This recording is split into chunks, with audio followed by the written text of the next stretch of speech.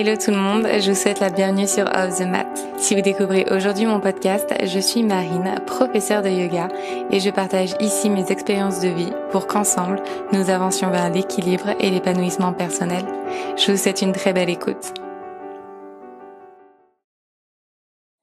Je souhaite la bienvenue à ma nouvelle invitée. Ça fait très longtemps que je n'ai pas reçu quelqu'un sur le podcast, donc je suis trop contente de recevoir Charlotte. Charlotte, bienvenue. Coucou! Alors, Charlotte va se présenter, oui. C'est la question la moins intéressante pour la personne qui va y répondre, puisque je pense que tu dois répondre 1000 fois à cette question bateau. Mais déjà, vas-y, présente-toi en quelques mots pour nous expliquer un peu qui tu es et ce que tu fais. Alors, oui, en effet, on me le demande souvent et c'est pas ma partie préférée parce que j'aime pas du tout les cases. Mais va falloir que j'utilise quand même certaines cases pour me définir, sinon ce sera assez compliqué. Je suis communément ce qu'on appelle une énergéticienne. J'avoue que je n'aime pas du tout ce terme-là parce que j'ai l'impression que je vais allumer des lampes ou autre chose alors qu'il y a rien de tout ça. En gros, la manière dont je me suis définie le mieux, ce serait guide en énergétique dans le sens où j'aide les personnes à renouer avec leur intelligence innée. Vraiment en fait leur potentiel inné, révéler en fait la personne qu'ils auraient dû être s'ils n'avaient pas eu tout leur traumatisme, toute leur peur, tout leur conditionnement, essayer de réveiller en fait cette intelligence innée du corps qu'il a de libérer, etc. Et donc j'aide les gens à se reconnecter à ça et en libérant le corps du coup. Pour vous contextualiser un petit peu tout ça avec Charlotte, on s'est rencontrés à Paris, c'était quand? C'était l'année dernière, non? Ouais, c'était en septembre je crois. Et puis, j'ai décidé de recontacter Charlotte parce que j'avais envie de la recevoir sur ce podcast. Je parle beaucoup de philosophie du yoga, je parle beaucoup de développement personnel, etc. Et j'ai absolument zéro expertise ni connaissance dans tout ce qui est soins énergétiques. Et je trouvais ça merveilleux de pouvoir te recevoir ici. Donc déjà, merci d'avoir accepté d'être sur le podcast. Merci à toi. Et puis on va plonger un petit peu dans le sujet. Donc tu vas nous expliquer un petit peu plus ce que tu fais, ça c'est certain, parce que je pense que pour beaucoup comme pour moi, c'est encore quelque chose de très flou. C'est pas quelque chose pour ma part que j'ai beaucoup expérimenté. Je connais beaucoup tout ce qui est Reiki par exemple. Mais c'est un peu la seule pratique vraiment énergétique que je connais. Je connais plein de pratiques spirituelles aussi. Donc déjà, est-ce que tu peux nous expliquer un petit peu ce que c'est, alors l'énergie, déjà, comment toi tu l'as définie en yoga? Je sais pas si c'est exactement la même chose. En tout cas, en yoga, on dit qu'on a un prana, donc on a cette énergie, cette force de vie qui est en nous et qu'on va chercher à protéger, cultiver, faire grandir, etc. Est-ce que c'est le même type d'énergie? Ok, bah déjà c'est super intéressant parce qu'aujourd'hui j'ai eu des soins et on m'a beaucoup demandé la différence entre Reiki et soins énergétiques, donc c'est marrant que t'en parles maintenant. Oui, ce serait similaire à ce que t'appelles ton prana, mais en fait oui et non. Enfin je vais tout expliquer. J'adore ça, en plus c'est mon moment préféré. En gros, si tu veux, l'énergie, moi je le vois vraiment d'un aspect scientifique, très corporel, très quantique de la chose, dans le sens où dès l'instant on va être au niveau de l'infiniment petit, on est au niveau de ce qu'on appelle la physique quantique, parce que les règles ne sont plus du tout les mêmes au niveau physique, il y a plus d'espace, il y a plus de temps, tout est fréquence, et en quantique on estime justement que la matière c'est un ralentissement de l'énergie. Dans le sens où si tu zoomes sur ta main, tu vois là tu regardes ta main, c'est de la matière, et si tu zoomes un milliard de fois dans ta main, tu verras que des particules qui vibrent à la vitesse de la lumière, et donc en fait finalement tu verras que du vide. Et c'est ça qu'on appelle l'énergie, c'est couramment ce qu'on appelle le 99% de vide qu'il y a dans l'atome. Donc en fait, si tu veux, l'énergie, ce serait la fréquence informée, l'intelligence innée première du corps qui est dans les particules, qui leur permet de dire, typiquement une particule, elle sait que il y a un système dans lequel elle va devoir dire, ok, je vais devenir un noyau, ok, je vais faire ci, je vais faire ça pour devenir un atome, ok, je vais faire ci pour devenir une molécule, etc. Jusqu'à molécules, protéines, cellules, organes et nous. Et donc voilà, c'est vraiment l'intelligence innée première du corps, au même titre que t'as pas à dire à ton corps comment digérer, t'as pas à dire à ton corps comment cicatriser. Et vu que tes émotions, tes pensées sont aussi des fréquences, sont aussi des énergies, émotions, hormones, c'est extrêmement lié. Et donc la manière dont je vois les choses, la manière dont je travaille, c'est vraiment que j'aide le corps à libérer ce dont il a plus besoin pour vraiment révéler son potentiel. Dans le sens où il y a beaucoup de conditionnements, comme je te disais tout à l'heure, on vit une expérience, on va mettre en place des protections pour se protéger de ces expériences-là. Et donc en fait, on n'est pas nos traits de personnalité, on n'est pas nos caractères, parce qu'en fait, une pensée va générer des émotions qui vont générer des comportements et des traits de caractère et des traits de personnalité. D'accord. Ouais, tu nous as remonté la chaîne. C'est hyper intéressant. Ah, non, est-ce que, dis-moi si j'ai mal compris, mais si on a un traumatisme, si on a une blessure ou si on a même une pensée négative, par exemple, est-ce que ça va venir donner, j'ai envie de dire, une énergie négative qui n'a rien à faire ici, ou est-ce que ça vient bloquer notre propre flux énergétique? Est-ce que tu vois, c'est un ajout négatif ou est-ce que c'est un blocage? Je dirais que c'est ni l'un ni l'autre. Je dirais que c'est plus une information que tu vas transmettre.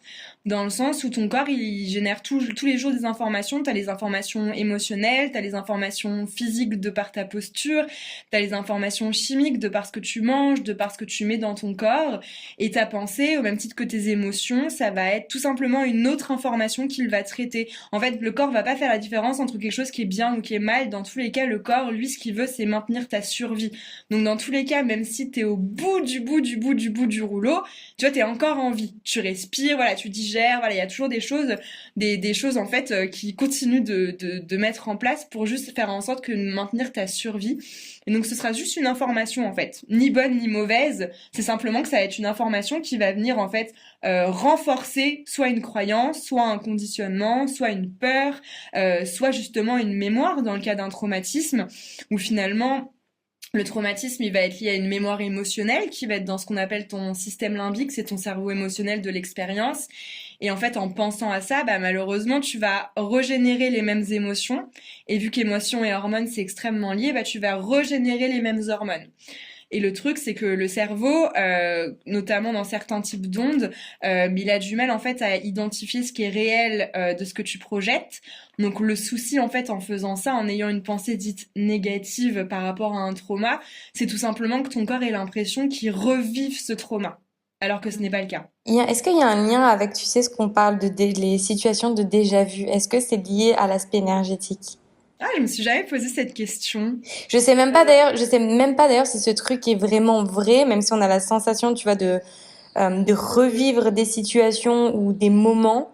Moi, je l'ai déjà vécu, je pense que c'est le cas de tout le monde. Je sais Ouais. pas si c'est parce que, en fait, on a tu sais, un souvenir qui est stocké et un détail de cette situation qui nous ramène à ce souvenir, alors que finalement, tout est complètement différent, mais t'as quand même l'impression de revivre la même chose, tu vois. Bah après, je pense que dans le truc de déjà vu, il y a plusieurs choses. La première, si on prend vraiment au sens propre de la manière dont fonctionne le cerveau, nous, on est conscient justement de notre partie consciente, mais je sais plus combien c'est le pourcentage, mais franchement, c'était énorme. C'était plus de 60% de notre inconscient qui travaille en fait en background. Donc si tu veux, il y a plein d'informations en fait dans ton environnement que tu vas stocker, mais de manière complètement inconsciente. Et donc toi, consciemment, Marine, tu vas pas dire, bah tiens, je sais pas, j'ai vu ce store vert avec ce monsieur à la casquette qui était assis en train de boire son café. Mais en fait, ton inconscient, si. Et donc, si jamais tu revas dans un endroit où il y a un store vert, etc., il va y avoir une espèce de connexion avec ton inconscient en disant, waouh, c'est un peu bizarre ça, et ça va refaire le lien. Donc ça, ce serait la première explication. Et la deuxième, ce serait que justement au niveau de l'infiniment petit, si tu veux, ce qui est hyper comment dire mindfuck avec la quantique, c'est qu'en fait la position de la particule n'est pas définie tant que tu ne l'as pas observée. C'est-à-dire que tant que tu n'observes pas la particule, elle est partout en même temps, elle est dans un espèce, ils appellent ça un quanta d'ailleurs, donc c'est un champ en fait, un champ quantique, et elle est partout en même temps à la fois. Et tant que tu ne l'as pas observée, elle n'est pas figée dans son état, dans sa position. Donc finalement, tant qu'on n'a pas figé notre regard au niveau microscopique, toutes les réalités, tu vois, se superposent. C'est un peu comme la théorie des cordes dans Interstellar, qui est une vraie théorie quantique d'ailleurs, mais c'est que voilà, toutes les réalités, tu vois, se superposent et que du coup, bah, c'est toi qui vas figer ton regard et donc ta position sur une réalité, et donc paf, ça va se figer, et donc forcément, vu qu'inconsciemment, on capte le champ, Par exemple, moi j'appelle ça le test de l'ascenseur. J'adore ce test. C'est tout le monde est déjà rentré dans un ascenseur et il y a des personnes, tu t'en fous qu'elles soient super proches de toi, alors qu'il y en a d'autres, tu veux pousser les murs, tu vois. Ça, c'est ton champ énergétique typiquement. Donc on l'a tous déjà utilisé. Et c'est juste que enfin, tout va au niveau de ton intuition. Et il y a des moments, en fait, où peut-être que tu as une sensation de déjà vu, mais c'est ton champ qui a récupéré une information. Mais je partirais quand même sur la première, sur la première. Vu que la matière, c'est un ralentissement de l'énergie, normalement, consciemment, on n'est pas censé avoir une conscience du champ quantique à ce point-là. Donc je partirais sur la première version. J'avoue, la première, quand tu l'as dite, elle a fait beaucoup de sens pour moi avec l'aspect de l'inconscient qui Ouais. capte l'information. C'est hyper intéressant ce que tu as expliqué aussi par rapport aux différentes réalités. Je parle souvent justement de tout ce qui est subjectivité et sa propre réalité, la réalité des autres. Alors moi, je parle un petit peu plus de intelligence émotionnelle en fonction de, tu vois, de comment tu te situes. Et du coup, j'ai trouvé ce parallèle hyper intéressant. Et quand tu as parlé d'intuition, justement, dans cet ascenseur, et du champ énergétique finalement qui va jouer son rôle, de quelle manière, en fait, donc le travail que tu effectues d'un point de vue énergétique sur les personnes qui viennent te voir, de quelle manière, en fait, ça aide ces personnes à se reconnecter à leur intuition et du coup, de quelle manière tu définis, toi, l'intuition? Ah, très bonne question. Alors, de la manière dont ça aide les personnes à se reconnecter à son intuition, c'est tout simplement que quand ton corps, il a énormément d'informations, du coup, de par ce que je te disais tout à l'heure, les informations physiques, chimiques, émotionnelles, et donc tes pensées, etc., ça crée une sorte de bruit à l'intérieur de toi, ok? Suivant ton état émotionnel, tu vas avoir du bruit, entre guillemets, bon, je mets les choses dans des cases pour qu'on comprenne, hein, du bruit positif, quand t'as de l'excitation, t'as du bonheur, etc.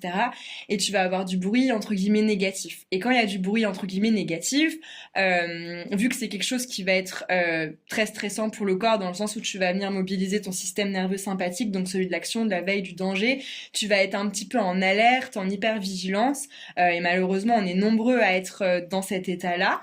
Donc moi, je définis en soit mode survie, soit une montée de survie. Parce que si c'est une montée, c'est-à-dire qu'elle s'installe pas. Si c'est un mode, ça veut dire que ça fait déjà plusieurs temps qu'elle est vraiment installée. Et donc le souci, c'est qu'il y a tellement de bruit que c'est comme si tu avais une espèce de petite alarme en warning, tu vois. Et c'est pas quand tu as une alarme en warning, tu vas réussir à voir, par exemple, imaginons c'est une alarme de feu chez toi, c'est pas le moment où tu vas voir qu'il faut changer les plantes, enfin l'eau des plantes, qu'il faut nettoyer les carreaux, qu'il faut que tu fasses le ménage, je sais pas, qu'il faut que tu changes ta déco. Non, t'es focalisé sur cette alerte-là. Et donc en fait, toutes les parties les plus subtiles de toi, tu ne les sens même pas. Mais tu vois, on a tous ça. Enfin, c'est très courant en tout cas le truc de par exemple. Et le français est bien fait là-dessus. On dit que parfois il y a des personnes qui tiennent sur les nerfs, tu vois, et elles vont travailler, travailler, travailler, travailler, et elles partent en vacances et elles tombent malades, tu vois. Ça, typiquement, c'est pas du tout que le corps, il a dit, vas-y, je vais la punir parce qu'elle a travaillé comme une folle. Là, c'est les vacances, voilà, en mode karma bizarre, tu vois. C'est simplement que il y a eu une période où tu tenais en effet sur les nerfs et notamment le système sympathique. Du coup, ton système immunitaire, lui, il était au taquet, voilà, il essayait vraiment de gérer. Il disait, oulala, il y a une alerte déjà de dingue, c'est pas le moment de tomber malade parce que là, il y a déjà le feu, donc on va pas en plus avoir une maladie, c'est pas le moment. Et donc à ce moment-là, une fois que tu pars en vacances, tu changes d'environnement, ton système il baisse, il repasse, enfin il repasse. Généralement il est en sympathique toujours, mais il va rebasculer plus facilement en parasympathique. Donc là vraiment le calme, l'apaisement, le repos. Et donc à ce moment-là, ton système immunitaire lui aussi se baisse. Et donc là tout ce qui était sous le tapis. Donc en fait, si t'avais déjà été en léger parasympathique ou du moins ce que j'appelle l'état créatif, quand t'es vraiment connecté à ton corps, à ton intuition, etc. Ben en fait, tu l'aurais déjà senti, ça, tu dirais, oh là, je suis en train de tirer sur la corde, là, je sens que je suis un peu fatiguée, voilà, et tu l'aurais senti, tu aurais dit, ok. Sauf que quand il y a beaucoup de bruit, ben en fait, tu le sens plus du tout, et on voit ça même parfois, on est dans des périodes de travail acharné, on ressent pas la faim, on ressent pas la soif, on ressent pas plein de choses, alors que notre corps, il a toujours ses besoins fondamentaux. C'est simplement que ce n'est pas sa priorité. Et donc, moi, j'aide le corps, en fait, à libérer vraiment toutes les mémoires traumatiques qu'il a, que ce soit vraiment toutes celles, voilà, chimiques, physiques, émotionnelles, qu'il a vraiment gardées, de par l'accumulation de tout ce qu'il a compensé, etc., pour lui permettre, en fait, bah, qu'il y ait moins de bruit et que la personne, du coup, elle puisse entendre, en fait, toutes les parties les plus subtiles d'elle. C'est hyper intéressant parce que et c'est très juste ce que tu disais, c'est ce côté où en fait bah moi ça m'est déjà arrivé de me dire en fait j'ai l'impression que j'ai pas faim ou que j'ai jamais faim ou que j'ai pas soif et que j'ai jamais soif, c'est trop bizarre, etc. et c'est quand même, c'est très dur, naturellement et seul, d'arriver à se reconnecter. Alors, tu vois, du coup, après, tu vois, t'as un peu des mécanismes qui se créent. Alors, moi, tu vois, j'ai un peu cette impression. Après, du coup, tu crées une habitude. Tu dis, bah, en fait, bon, j'ai l'habitude de manger à ce moment-là, donc je vais manger parce que, bah, je fais la même chose le reste de ma journée. Donc, il n'y a pas de raison que je mange moins. Je prends par exemple l'exemple de l'alimentation parce que je pense qu'il parle beaucoup. Et à côté de ça, t'as beaucoup de gens qui vont te dire, qui vont te parler d'alimentation intuitive, mange quand t'as envie, quand t'as faim, en tout cas, et mange pas quand t'as pas faim.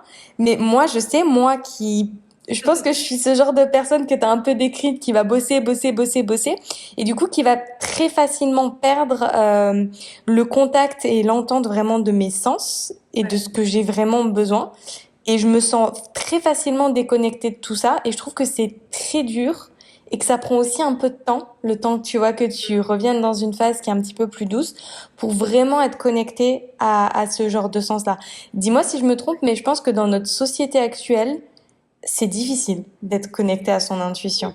Oui, c'est difficile parce qu'il y a beaucoup trop de bruit extérieur et intérieur. Parce que tu vois, même toi, tu vois, t'es prof de yoga, tu fais du yoga toute ta journée, donc on pourrait se dire, ok, elle est hyper connectée à son corps, mais du coup, ton corps, tu le challenges énormément. Tu vois, tu le pousses toujours à dire, est-ce que je peux aller encore plus loin dans la posture, etc. Donc il y a un espèce de rapport où ton corps aussi, il se dit, dans tous les cas, il va y avoir un effort. Donc toi, tu vas peut-être plus facilement te reconnecter à ton corps par la douleur et l'inconfort, par exemple des courbatures, de fait d'une torsion que t'as du mal à faire, plutôt que des choses très très subtiles de ah bah tiens je suis en train de digérer, genre oh bah tiens je sais pas, genre là j'ai une légère petite boule au ventre parce que je suis peut-être stressée à cause de quelque chose. Et tu vois il y a aussi on est dans un système aussi, une vie où en fait tout passe vraiment par le cérébral. Et on a du mal à se dire en fait que notre corps a aussi son intelligence et sa mémoire. Et tu vois, ça nous est tous arrivé, je pense que on vive quelque chose et psychiquement vraiment c'est ok. Enfin vraiment on a un recul, on a un truc qui fait qu'on est en mode c'est normal. Et notre corps il est pas bien. Et là ça fait un choc parce qu'on se dit attends moi psychiquement ça va. Mais j'ai la boule au ventre, ou j'ai mal au ventre, ou je suis pas bien, j'ai la nausée, j'ai un truc. Et là on se dit ok en fait on contrôle rien. Nous, on a vraiment, c'est le truc de tout à l'heure, je sais plus, faudrait que je retrouve le chiffre, en plus j'en parle tout le temps, mais c'est vraiment, voilà, nous on a juste conscience de la partie consciente. Et toute la partie inconsciente, bah pour le coup, bah elle est dans notre cervelet et on n'y a pas accès, quoi. On a même tendance, j'ai envie de te dire, on a même tendance à un peu l'occulter, à pas trop l'écouter et à être un petit peu trop enfermé justement dans la tête et dans le mental, en se disant bah j'ai envie de faire ça donc je le fais. Ouais, je suis courbaturée, je me sens fatiguée, mais bon, est-ce que je suis vraiment fatiguée? Moi, et c'est très juste hein, ce que tu as dit quand tu parles du yoga postural, notamment parce que du coup c'est plus de cet aspect-là du yoga qu'on parle. Et d'ailleurs c'est très drôle parce que il y a 2 jours j'étais en live avec les filles et je leur expliquais, je disais mais en fait on fait du yoga, en fait, on se rend plus compte que ce qu'on fait sur notre tapis, et vous-même, vous vous en rendez pas compte que c'est dur et c'est un stress aussi qu'on donne au corps. Donc, parce qu'elle se disait, mais moi, j'ai mal là, j'ai, mais moi aussi, en fait, j'ai mal, et en même temps, j'ai envie de dire, c'est normal parce qu'en fait, on sollicite notre corps tellement, que forcément, à un moment, on va avoir des douleurs, on va avoir des blessures, etc.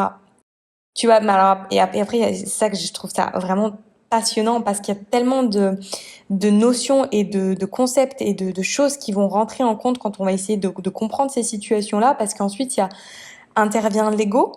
Moi, la manière dont je perçois l'intuition, c'est très connecté à l'âme, donc Atman. Je sais pas si toi si t'as notion un petit peu de ces termes de la philosophie du yoga, mais c'est cette essence d'âme qui est en nous. Donc c'est cette intuition, je pense que c'est cet être pur finalement vers lequel toi tu souhaites ramener les personnes en les débarrassant justement de ce superflu-là. Donc finalement c'est ça. Pour moi, cette intuition, mais que malgré tout, et je pense que c'est là qu'est la difficulté, c'est cette société dans laquelle on vit aujourd'hui, définit, tu vois, comme tu parlais de caste tout à l'heure, va définir le succès, la réussite ou un certain statut par la performance. Et ça, et en fonction de toi, ce que toi tu vas admirer, mais les gens qui vont admirer quelque chose de physique, par exemple, ils vont du coup être bloqués dans un ego et dans de la performance physique, jusqu'à pousser le corps, parce qu'ils sont plus bloqués dans la volonté d'atteindre ce qu'ils ont vu, plutôt que ce que leur intuition leur dit, attends, calme-toi, là, je suis un peu fatiguée. Ouais, bah, c'est le cas du burn-out, tu vois. Enfin, le burn-out, pour le coup, je pense que t'as toujours des signaux, des petits signaux de tu te lèves, tu vas peut-être avoir mal à la jambe, bah ouais, il y a un truc qui t'empêche d'avancer, ou au bassin, parce que tu veux pas tourner la page. T'as la boule au ventre, t'es pas bien, il y a un truc, et finalement tu te dis mais non, c'est pas grave, et tout. Il y a un espèce de truc, tu dis je tiens, parce qu'il y a aussi un conditionnement, je trouve, et pour le coup, qui est très français. Enfin, j'ai vraiment vu ça en France, de la vie, c'est une lutte. Genre, tout est compliqué, de toute façon, si tu veux réussir, faut que t'en chies. Il y a un espèce de truc faut lutter, ce sera dur, ce sera pas facile. Enfin, alors que pas du tout. Oui, évidemment, il y a des moments de lutte, c'est normal, on n'est pas dans le monde des bisounours, mais c'est pas que de la lutte. Si tu pars en disant, de toute façon, la vie c'est une lutte, bah forcément, bah, tout ce que tu vas faire va être compliqué et tout ce que tu vas faire va t'amener à la lutte. Et je pense qu'il y a un peu ce truc aussi qui rassure l'ego de se dire, ah bah du coup, si j'échoue, c'est pas grave, parce que vu que c'est une lutte de base, j'aurais tout donné, tu vois. Ouais, c'est vrai. Et tu sais, bah, tu sais, on en revient un petit peu toujours à nos fameux réseaux sociaux. Que on y est tous parce que c'est un vrai outil de communication et c'est un une très belle manière de connecter. Je vais pas refaire le débat sur les réseaux sociaux, mais il y a aussi parfois ces dérives de tendance aussi un petit peu et aussi cette grosse tendance du no pain, no gain. Je pense que c'est bien en effet tous ces domaines du yoga, de l'énergétique qui ramènent justement un petit peu plus à notre part de yin, à notre part d'émotion, de féminin, etc. Mais au-delà de ça, ouais, c'est vraiment dur, je trouve, dans cette société-là d'être de sortir de cette case dans laquelle on veut nous mettre et de toujours arriver à trouver sa place et de sentir qu'on a de la valeur, tu vois. Bah, la place, c'est vraiment, enfin, je pense que là, les 10 derniers soins que j'ai faits, c'était vraiment une question de place. Mais je pense que, tu vois, on nous a tellement dit qu'il fallait faire pour être. Tu vois, même quand on est petit, on dit qu'est-ce que tu veux faire plus tard? Tu demandes à un enfant qui est en pleine construction ce qu'il veut faire, genre, dans 20 ans. Alors que même nous, tu vois, enfin, je sais pas toi, mais moi j'ai des amis qui passent des entretiens et à chaque fois ils leur disent les mecs ou les nanas, vous vous voyez où dans 10 ans? Et t'as franchement envie de leur rironner parce que t'es en mode, mais je sais pas, enfin, là je sais ce que je veux pour moi dans 10 ans, mais est-ce que dans 10 ans je ferais vraiment ce que là j'ai envie de faire? Et on a tellement focus sur le faire que du coup on oublie complètement l'être. Et moi ce que j'essaye vraiment de mettre en lumière, c'est que on peut pas en fait réussir à faire quelque chose déjà si on ressent pas ce qu'on veut ressentir quand on aura fait cette chose-là, tu vois. Parce que si tu veux faire quelque chose, c'est forcément que tu as un besoin. Ce besoin, il répond forcément à un manque d'un ressenti. Tu te sens pas respecté, soutenu, écouté, voilà, n'importe quoi. T'as pas ta place, quoi. T'as pas la place, tu vois. Et finalement, bah du coup, si tu te concentres sur le faire, bah déjà tu te mets un objectif qui est beaucoup trop grand, parce que du coup, vu que tu t'es pas du tout la personne que tu dois être pour arriver à cette étape-là, bah en fait, toi tu regardes un truc qui est genre dans 10 ans et qui paraît complètement inconcevable. Mais si tu te concentres sur le ressenti de, ok, en fait, qu'est-ce que je veux ressentir? Et même, tu vois, dans quelle place, dans quel rôle je me sens le mieux? Est-ce que je préfère être une leaduse, une accompagnante, un soutien? Parce qu'il y a forcément des choses qu'on aime tous faire et pour lesquelles on est naturellement doué. Et justement, on est tellement naturellement doué pour ça qu'on s'en rend même pas compte. Tu sais, c'est comme, bah toi dans le yoga, tu dois avoir ça, ou parfois tu te dis, mais je vais pas raconter ça, tout le monde le sait. Et du coup, tu le racontes après, tout le monde a waouh, mais c'est incroyable! Et ça, c'est tellement un truc de, en fait, bah oui, pour nous, c'est inné parce que c'est devenu, en fait, un apprentissage, c'est devenu, en fait, quelque chose de, voilà, la connexion, elle est faite, tu vois. Mais en fait, c'est pas inné pour tout le monde. Et en fait, je trouve que parfois, c'est ça le plus dur, c'est de savoir ce pourquoi on est doué naturellement parce que c'est les trucs qui nous paraissent les plus obvious. C'est vrai, et en fait, mais tout ce que tu dis aussi, je pense qu'il y a il y a une vraie transition aussi qui est en train de se faire, nous de notre génération aussi, parce que je pense qu'à l'époque, enfin, tu parles à tes parents, ils savaient déjà ce qu'ils allaient faire, puisqu'en fait, les schémas de pensée étaient différents. Je pense on est dans une génération aujourd'hui et dans un monde beaucoup plus moderne, mais et par moderne, j'entends qu'il va être beaucoup plus, en effet, orienté vers l'être. Alors ça vient de plus en plus, en effet, et on l'apprend de plus en plus.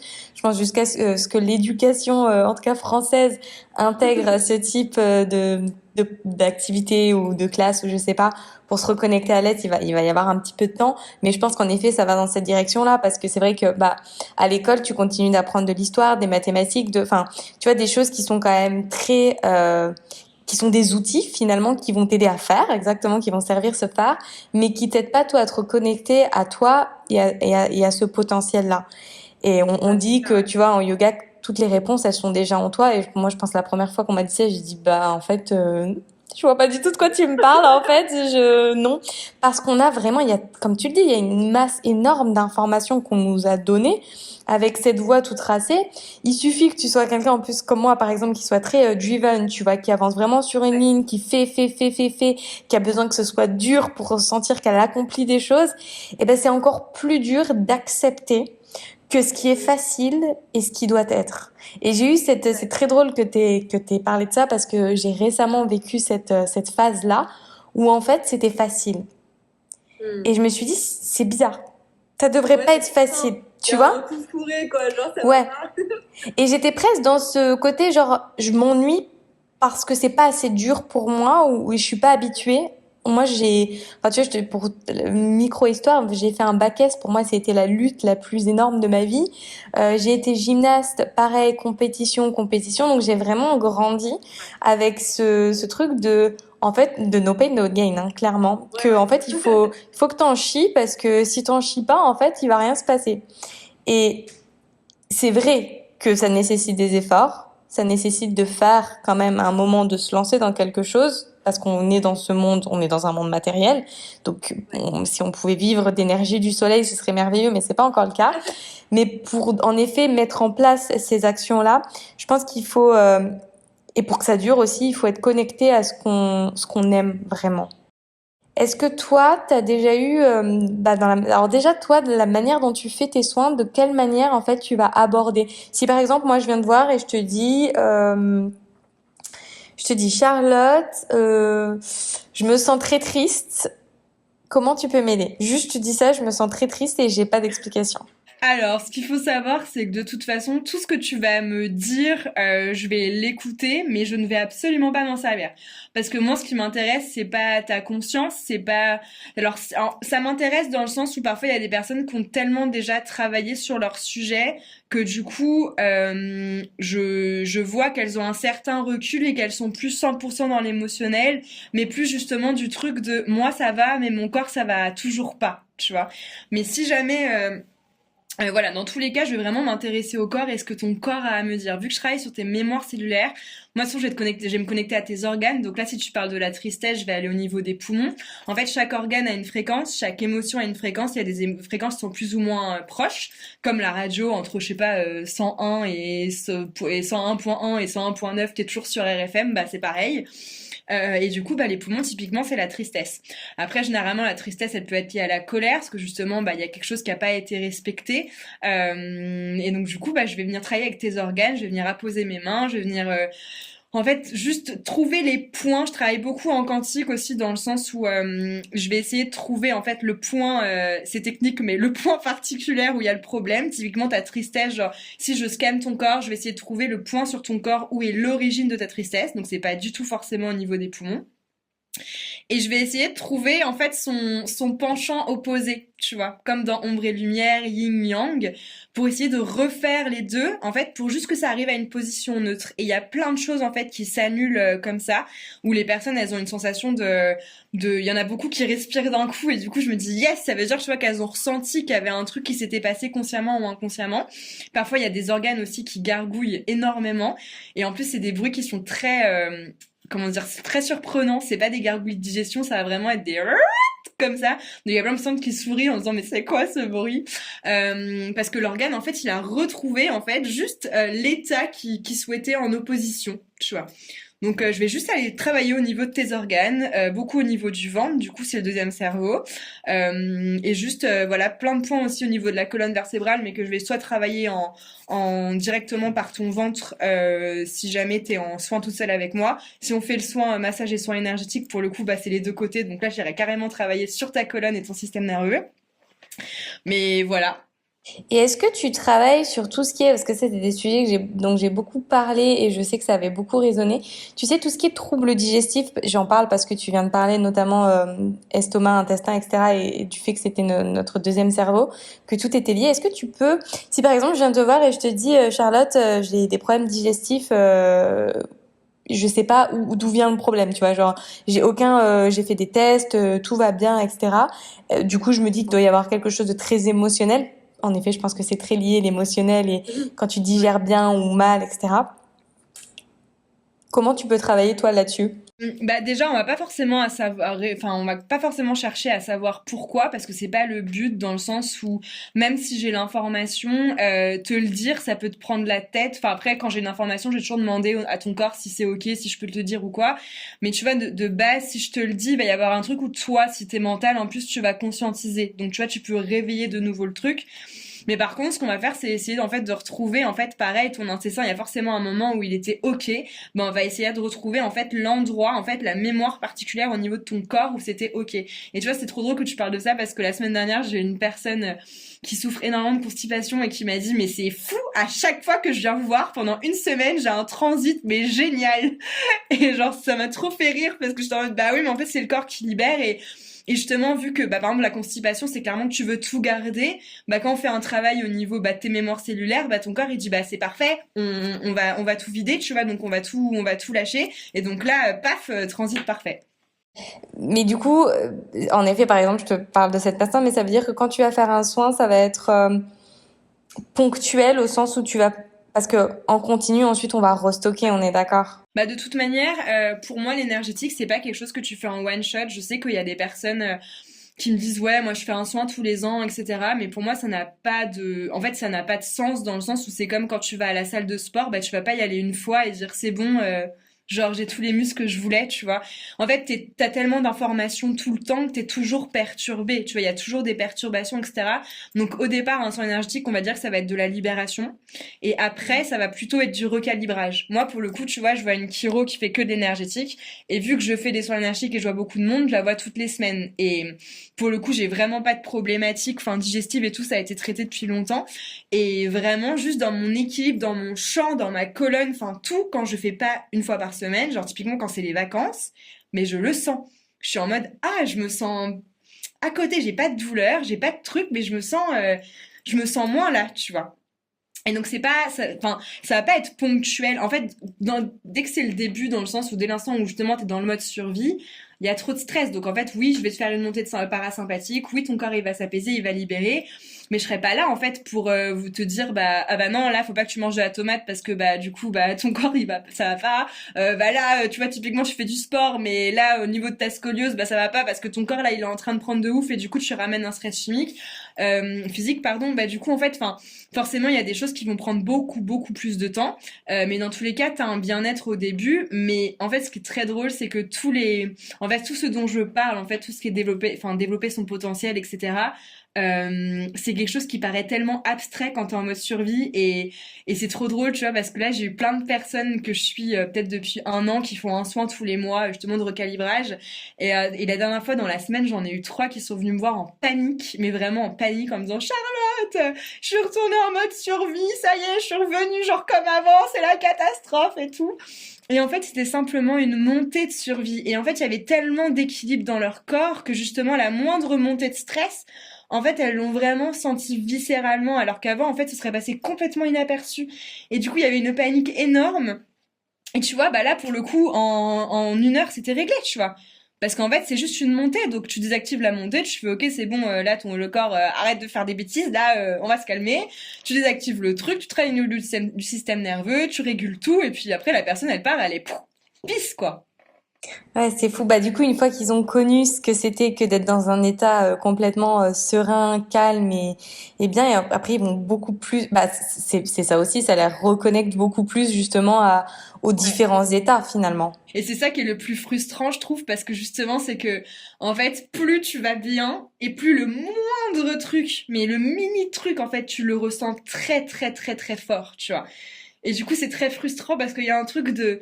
Enfin, moi, je sais que parfois, genre, mon corps, je lui dis, mais c'est bon, enfin, genre, t'arrives à réguler ça, ça, ça, ça, ça, là, je mange un concombre, tu pètes un câble, je suis en mode, bon, tu fais pas trop d'efforts, tu vois. Mais, et du coup, c'est assez frustrant parce que t'as ce truc de, oh, mais ça va super bien, et pourquoi là, il y a le mini truc que tu vas sentir très fort. Donc c'est un peu frustrant dans ce sens-là, mais d'un côté c'est merveilleux parce que du coup t'es tellement connecté à ton corps que le moindre truc justement tu le sens et tu le sais. Et du coup typiquement quand on parlait tout à l'heure d'alimentation intuitive, etc., tu te poses plus la question, tu le sens, tu vois, tu dis ok bah là en fait j'ai besoin de manger, j'ai besoin de force, là non en fait ça va, je suis en train de gérer le truc d'hier, en fait je vais plus m'hydrater, etc. En fait tu le ressens, t'as plus cette, en fait ça passe plus par le mental, en fait ça passe vraiment par le ressenti de je me connecte à mon corps, ok de quoi il a besoin.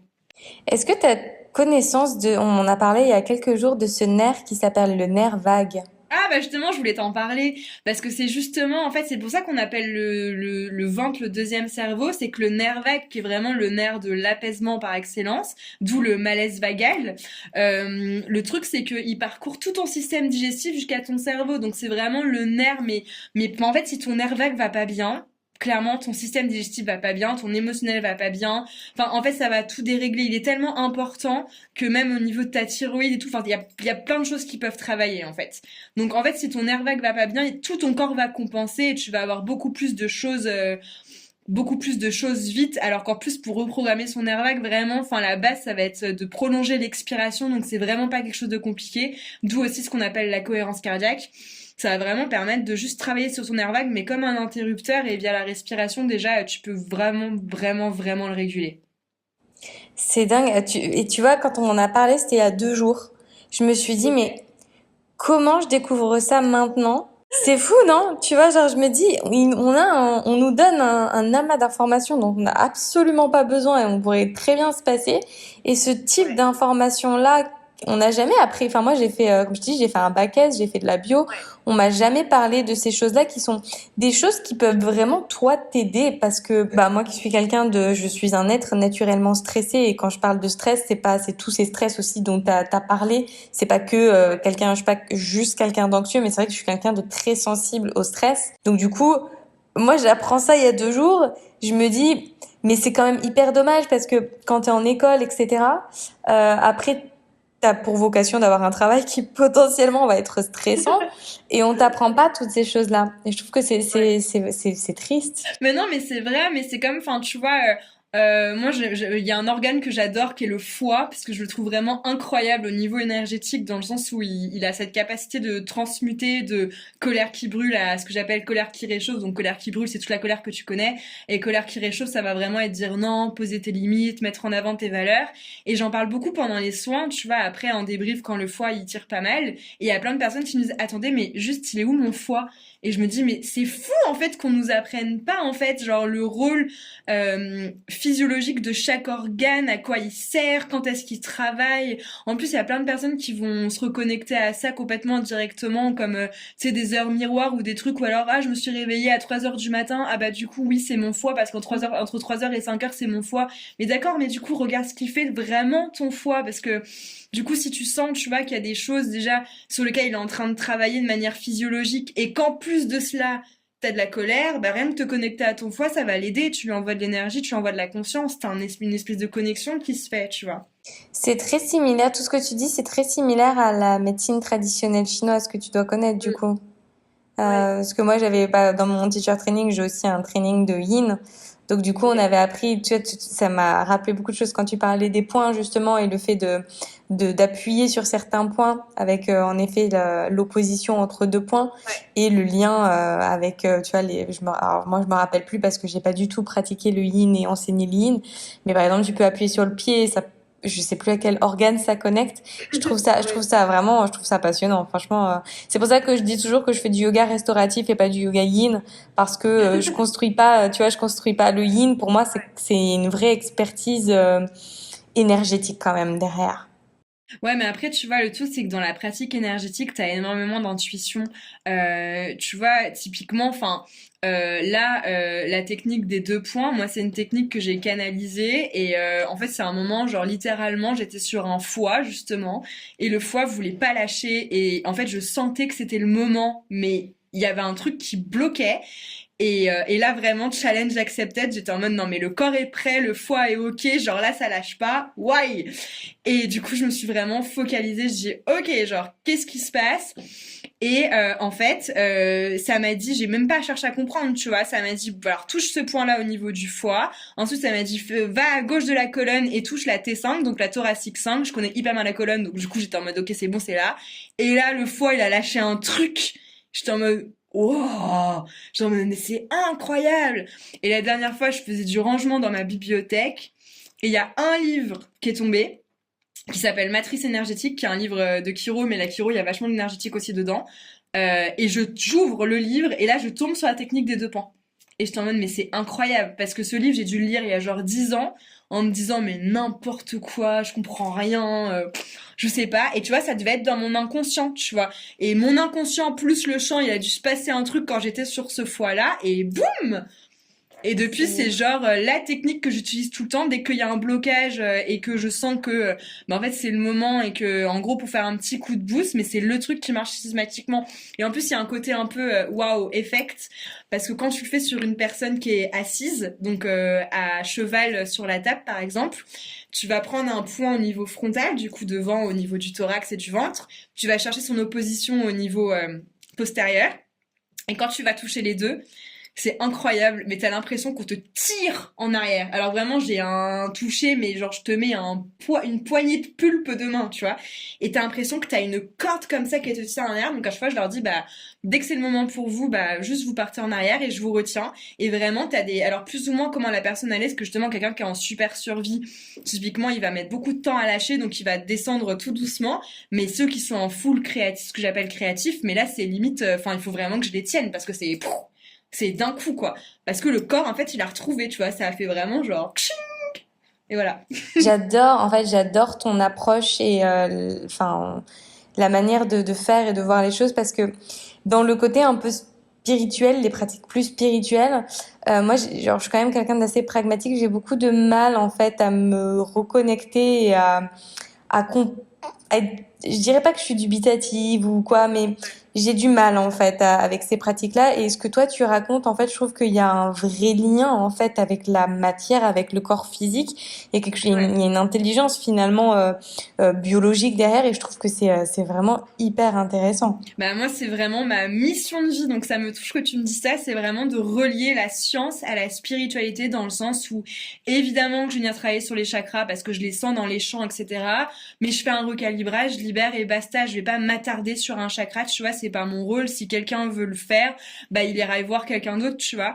Et c'est vrai que je vois beaucoup de dérives spirituelles et j'avais fait un grand post là-dessus. Et il y a des fois, mais je vois des trucs, mais notamment en plus, je sais pas ce qui s'est passé, mais il y a eu un espèce de d'essor de entre guillemets fake quantique où t'as des personnes genre pour en plus c'est des chiffres, tu sais les chiffres miroirs genre 333 € qui disent oui je vais vous faire un saut quantique. Bah étant donné que la matière c'est un ralentissement de l'énergie, bon courage pour faire un saut quantique quoi. Enfin là tu vois là je suis dubitatif, tu vois. Oui au niveau de l'infiniment petit il y aura un saut quantique. C'est indéniable que de toute façon même tes particules, ça a été prouvé qu'elles sautent des longueurs d'onde, c'est-à-dire qu'il y a des longueurs d'onde sur lesquelles elles sont pas. Donc oui, il y aura un saut quantique. Mais pour que ça arrive à la matière et qu'en gros tu passes de, bah je sais pas, marine intolérante au lactose à marine plus intolérante au lactose, non. Non, pour moi c'est complètement impossible. Ou alors si c'est possible, c'est vraiment un truc là pour le coup c'est de la magie. Enfin moi je veux bien aller faire un pèlerinage là. Non, mais bah, on en revient à ce qu'on disait tout à l'heure avec tout ce qui est dérive. Je pense que ce soit sur cet aspect-là, mais sur plein d'autres domaines, et c'est là aussi où c'est le danger. J'en parle souvent sur le podcast aussi, où voilà, faut faire attention en fait à toutes les informations qu'on reçoit sur les réseaux sociaux, et s'informer aussi par soi-même et pas prendre tout ce qui vient comme ça parce qu'il y a beaucoup de gens qui se décrètent ce qu'ils sont alors qu'ils le sont pas vraiment. Tu sais, c'était un peu les dérives qu'il y avait beaucoup. Bon, moi j'ai vécu pas mal à Bali, il y a d'autres destinations comme ça hein, où t'as un rassemblement de personnes qui se proclament, je sais pas, guides Ouais. spirituels ou je ne sais pas quoi, et qui te font payer finalement beaucoup de choses. Et derrière, en fait, pour moi, c'est du vide. Enfin, tu vois, il se passe rien et c'est, Bah surtout que c'est dangereux parce que tu travailles avec un corps, donc même si consciemment t'es entre guillemets un imposteur, un charlatan comme on dit, et que tu fais du bullshit, bah inconsciemment il se passe quand même des choses, tu vois. Donc s'il se passe quelque chose dans son corps, où tu touches à un endroit où il y a une mémoire, que la personne il se passe quelque chose, un relâchement émotionnel de dingue, que t'es pas capable de gérer, enfin c'est grave, tu vois. Et typiquement, enfin par exemple l'énergétique, enfin faut clairement par exemple réviser l'anatomie. Si tu sais pas à quoi ressemble le corps, à quoi ressemble le système nerveux, à quoi ressemblent les fascias, enfin tu te dis bah oui je vais toucher de la peau, super, mais non en fait c'est hyper important de voir ce qu'il y a en dessous.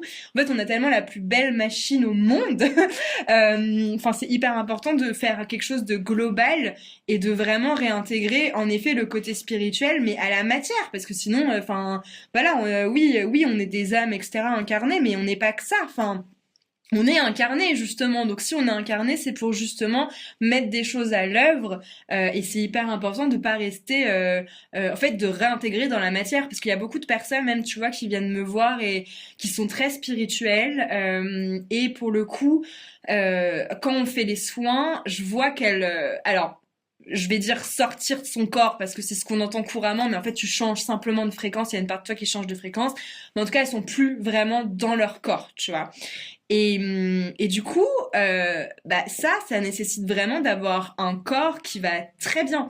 Tu peux faire ça quand ton corps il va très bien, parce que ton corps, du coup, tu vas lui enlever de l'énergie, parce que ça lui a une partie qui change de fréquence. Donc ton corps, il est un peu vidé de son énergie et il doit continuer de vivre quand même tout de même tout seul. Mais tu vois, sur un corps où il est déjà en compensation maximum, quand tu vas revenir, enfin quand tu vas réintégrer toutes les fréquences à l'intérieur de ton corps, mais pour le coup, mais là tu vas être hyper mal, tu peux avoir des nausées, tu peux être hyper fatigué, enfin, tu vois, il y a un espèce de truc en fait où c'est hyper important de réintégrer dans le corps parce qu'évidemment, au niveau subtil, tu peux vivre tout ce que tu veux. Enfin, là, je te dis, vas-y, imagine-toi en train de faire dada sur un éléphant rose, tu l'imagines très bien, tu vois. Mais si tu le réintègres pas dans le corps, cette sensation que tu as eue quand tu l'as fait, bah ça sert à rien. Parce que du coup, tu la laisses là dans le subtil. C'est-à-dire qu'au niveau de ton corps mental, là, ça va être très très dense, mais tu le réintègres pas dans ta matière en fait. Donc ça reste complètement sur tes épaules. Mais moi aussi, j'ai vu, bah, c'était surtout pendant tout ce qui était pandémie, où du coup, il y a beaucoup de choses qui se sont développées sur les réseaux sociaux. Et du coup, j'ai vu beaucoup de, soi-disant, profs de breathwork qui donnaient des cours de breathwork en ligne. Mais c'est pareil, en fait, je disais exactement comme toi, je dis, mais c'est dangereux, en fait. Ouais, surtout que là c'est très très dangereux parce que en fait, tu crées une hyperventilation pour faire une modification de conscience. Donc, c'est-à-dire que dès l'instant où la personne, elle est dans son hyperventilation et qu'il y a un changement de conscience qui s'opère, donc au niveau des ondes, elle est plus du tout, enfin, elle est plus du tout en veille, en fait, bah là, tu peux vraiment rien contrôler. Enfin, la personne, en fait, tu peux essayer de la faire revenir, mais en fait, elle est dans un état de transe, en fait, où il faut vraiment être très, très solide pour réussir à la rattraper et réussir à même faire parfois on fait de l'EMDR dans ces cas-là quand il y a des traumas ou des choses pour essayer en fait de faire revenir la personne dans son corps parce que justement là elle le vit trop en fait dans son champ à l'intérieur d'elle etc et en effet quelqu'un qui n'est pas formé mais à tout genre là système nerveux pour le breathwork pour le nerf vague évidemment tout ce qui est tout l'aspect aussi cérébral de la chose toutes les ondes cérébrales etc si t'es pas formé à ça ça peut être hyper dangereux. Complètement, mais complètement. Mais tu vois, c'est les dérives en fait. C'est toujours ces dérives-là et je pense que c'est hyper important. Et là, je le redis encore dans cet épisode, mais je le dis pour tout. Euh, Après, faut voir parce que il y a souvent aussi des personnes qui se dédouanent en disant je partage ce que j'ai appris à la hauteur de ce que je connais. Et puis des personnes qui vont vraiment être certifiées et qui vont vraiment avoir une réelle expertise.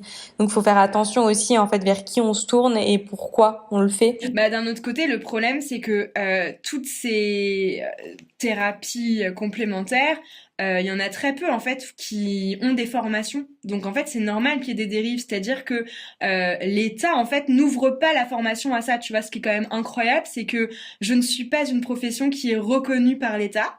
Par contre, mon immatriculation URSSAF, il y a magnétisme. C'est-à-dire que l'État, parce que bon après il y avait pas soin énergétique quantique, donc bon j'ai mis magnétisme, tu vois, mais je me dis je suis censée ne pas exister, genre je suis censée être une charlatane de l'État, mais pourtant j'ai quand même mon immatriculation URSSAF qui est dans ma catégorie, tu vois. Et tu vois, pour le coup, moi j'ai été formée par un médecin, mais qui m'a simplement donné les clés, tu vois, pour comprendre en fait ce que je ressentais, parce que moi j'avais plein d'infos en clairaudience, en clairvoyance, et je me disais mais en fait je suis folle, jusqu'au jour où j'ai canalisé des trucs que j'ai pu vérifier après sur internet, et je me suis dit ok, donc là je canalise des choses, je comprends pas, c'est vrai, et j'étais en mode là c'est impossible que ce soit mon inconscient, parce que vraiment j'en ai jamais entendu parler de toute ma vie, et du coup j'étais un peu en mode waouh, et voilà, il m'a juste aidé à comprendre que j'étais pas folle.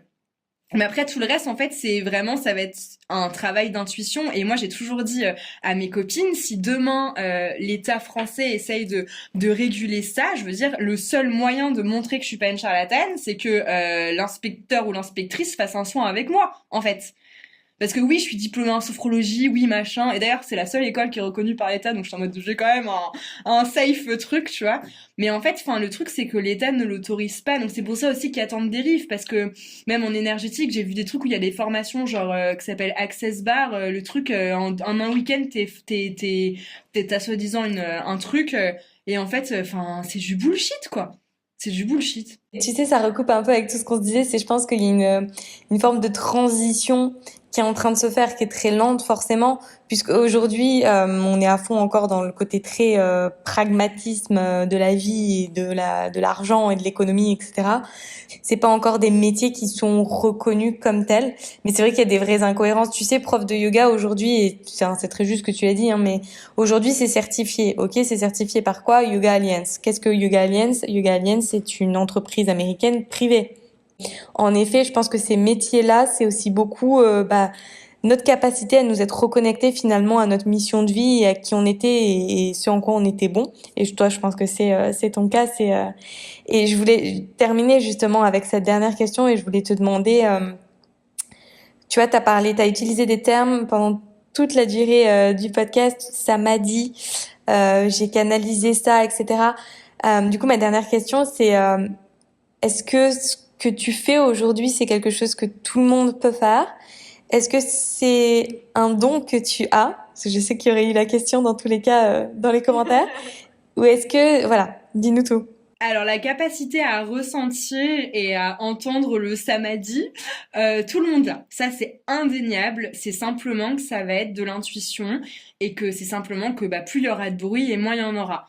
Et je pense qu'on l'a tous eu, mais des espèces de trucs où on se dit bah tiens là je vais changer de trajet et tiens tu tombes sur la boutique que tu cherchais ou un espèce de truc où tu dis bah là faut pas que j'aille là et puis il y a eu un truc de ce soir-là ou un truc comme ça. Ça c'est vraiment notre intuition. Le problème c'est qu'encore une fois on essaye de mentaliser la chose et on croit que quand on va avoir une intuition, ça va être littéralement quelqu'un qui va apparaître devant nous en disant Marine, il faudrait que tu fasses ça, alors que pas du tout, ça va être un truc genre et soit tu l'écoutes et t'es en mode oh attends là il s'est passé quelque chose, ou soit bah tu fais ta vie, tu vois. Et typiquement, enfin je vais prendre l'exemple de mon chat parce que c'est vraiment flagrant.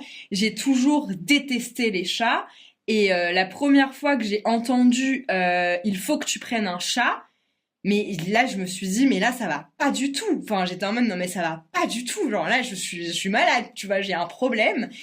Et du coup, vu que je suis pas têtue quand même, je dis, bah, ok, pourquoi? Et tout, ça me disait pour ta protection, pour ta machin, pour ton truc. Mais sauf que vu que mon mental, il voulait pas, mais je l'ai fermé, tu vois. J'ai dit, non, mais no way. Et en fait, un jour, je vais à un dîner avec des copains et bon, qui sont aussi dans mon domaine. Et là, une de mes potes me dit exactement ce que j'avais entendu. Et là, j'ai dit, bon, ok. Mais tu vois, ça a pas plu à mon mental. C'est-à-dire qu'il y a des fois, bon alors maintenant, laisse tomber, mon mental, il est plus que content d'avoir cédé parce que c'est l'amour de ma vie. Mais, mais tu vois, il y a un truc où, en fait, on peut avoir des intuitions, mais qui vont pas aller dans le sens de notre mental, tu vois. Donc ça, c'est pour la partie intuition. Après, pour la partie de vraiment de ce que je fais, bah, en fait, je pense que dès l'instant où on rentre aussi dans le développement personnel et la spiritualité, enfin, dès l'instant où en fait on chemine sur soi, on a un espèce de truc où on se dit, ah bah super, j'ai cheminé pour moi et donc je vais pouvoir aider les autres, tu vois. mais on n'est pas tous faits pour aider les autres. Il y a des personnes qui sont faites pour aider les autres, et il y a des personnes qui sont faites pour autre chose. Et tu vois, enfin typiquement, n'importe qui, même un ingénieur, il peut avoir une vision spirituelle de cheminement personnel par rapport à son métier. Tu vois, il peut inventer quelque chose qui va aider énormément de personnes, il peut trouver une nouvelle pièce qui va régler quelque chose. Enfin, tu vois, il y a une deuxième vision, tu vois, dans tout. Donc on n'est pas tous faits pour aider les gens, ça c'est sûr. C'est pas parce qu'on a réussi à guérir des choses sur soi qu'on peut aider les autres là-dessus, parce qu'on est tous différents et que ce sera toujours du cas par cas. Moi pour le coup ça s'est imposé à moi et j'ai toujours su qu'il fallait que je fasse ça, et justement dans le truc pour lesquels j'étais naturellement douée et que j'aimais, tous mes potes à chaque fois ils me disaient mais de toute façon enfin Charlotte, dès qu'on va pas bien c'est toi qu'on appelle, c'est toi qu'on a ni nanana nanana, et même encore aujourd'hui tu vois. Et en fait bah c'est vrai que pour le coup, contrairement aux autres personnes, moi, ça me demandait aucune énergie. C'est-à-dire que je n'ai jamais été vidée après un talk avec des potes, même si c'était très dramatique, etc. J'ai jamais été vidée parce que j'avais ce truc de... Enfin là, typiquement, tu vois, avant de faire le podcast avec toi, j'étais fatiguée et là, je suis hyper énergisée. Je me dis, va falloir que je lise longtemps avant de pouvoir m'endormir. Parce que, enfin, moi, ça m'anime et ça me demande pas du tout d'énergie, tu vois. Donc je pense pas que tout le monde est fait pour aider, mais en tout cas ressentir, ça c'est sûr qu'on est, de toute façon on est beaucoup plus que notre corps physique. Et c'est là le plus subtil de ma pratique, c'est-à-dire que vraiment on a un champ de fréquences autour de nous qu'on peut mélanger au champ quantique de manière générale, tu vois, mais on a un champ autour de nous. Dès l'instant où tu ressens quelque chose, tu émets quelque chose. C'est pour ça qu'on dit que tout est fréquence, que tout est vibration. Et donc en fait, bah, si tu réussis à avoir pas trop de bruit à l'intérieur de toi, bah évidemment que tu vas recevoir. Après, est-ce que tu vas écouter? En fait, il faut faire une différence entre entendre et écouter et voir et regarder. Merci beaucoup, Charlotte. Je terminerai sur cette très très belle conclusion que tu as faite. Si demain quelqu'un veut venir te voir ou veut prendre un soin avec toi, comment il fait? Est-ce qu'il peut le faire en ligne ou est-ce que c'est uniquement en vrai? Non, il peut le faire en ligne. Bah, de toute façon, je pense que tu mettras mes infos, mais du coup, j'ai mon Instagram yourbodinos.paris où j'ai un lien Calendly. Et du coup, j'exerce chez Gynécée Paris 9e. C'est une maison pour les femmes, par les femmes, où on s'occupe vraiment des femmes dans toutes leurs phases de leur vie, de la puberté à la ménopause. Et chez Bloom, qui a un studio de méditation dans le 2e. Voilà. J'espère que ces mots résonneront en vous et qu'ils vous inspireront dans votre chemin de vie. Si cet épisode vous a plu, n'hésitez pas à écouter le reste de la playlist et à rejoindre dès aujourd'hui Luna, une communauté bienveillante que j'ai à cœur de guider chaque semaine vers le bien-être et la pensée positive au travers de mots doux inspirants. Encore merci pour votre écoute et je vous dis à très vite.